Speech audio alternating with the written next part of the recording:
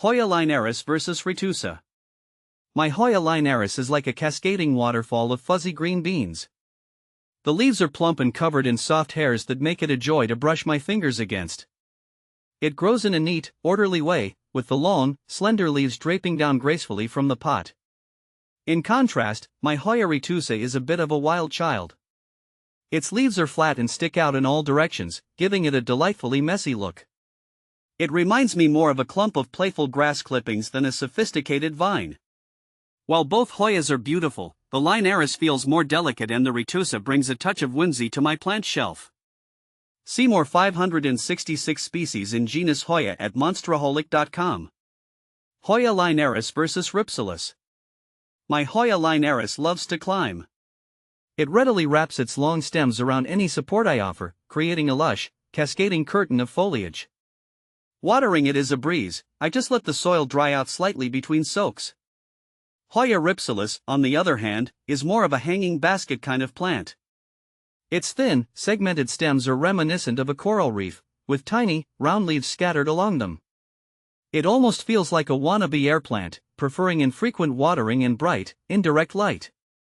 While both are low-maintenance plants, the Hoya linearis offers a more structured look, while the ripsalis adds a touch of the unexpected. Hoya linearis versus string of needles. The Hoya linearis is undeniably fuzzy and adorable. Its soft, needle-like leaves are a constant source of amusement, and it thrives in a spot with dappled sunlight. But when it comes to sheer vibrancy, my string of needles takes the crown. The plump, bright green leaves practically glow in the sunlight, and it seems to grow like crazy with a little extra TLC. While both plants have cascading growth habits, the string of needles tolerates more direct sun, making it a great choice for a sunny windowsill. The Hoya linearis, with its fuzzy charm, prefers a more sheltered position. How to care for Hoya linearis. Caring for my Hoya linearis involves a few key steps to ensure it stays healthy and thriving. Here's how I manage it. Light. I place my Hoya linearis in bright, indirect light. It loves a lot of light but can get scorched by direct sun, especially during the hottest part of the day. A spot near a window with filtered sunlight works perfectly. Watering. I water my plant when the top inch of the soil feels dry. During the growing season, spring and summer, I water more frequently, but in the fall and winter, I reduce the watering schedule. It's crucial not to let the plant sit in water to avoid root rot, so I ensure the pot has good drainage. Humidity. Hoya linearis enjoys higher humidity levels. I mist the plant occasionally or use a humidity tray filled with water and pebbles. In drier climates, a humidifier can also help maintain the desired humidity level. Soil. I use a well-draining soil mix to prevent water from sitting around the roots. A mix of orchid bark, perlite, and peat moss or a commercial cactus mix amended with extra perlite works well. Fertilizing. During the growing season, I feed my Hoya linearis with a balanced, water-soluble fertilizer every 4 weeks. I dilute the fertilizer to half the recommended strength to avoid overfeeding.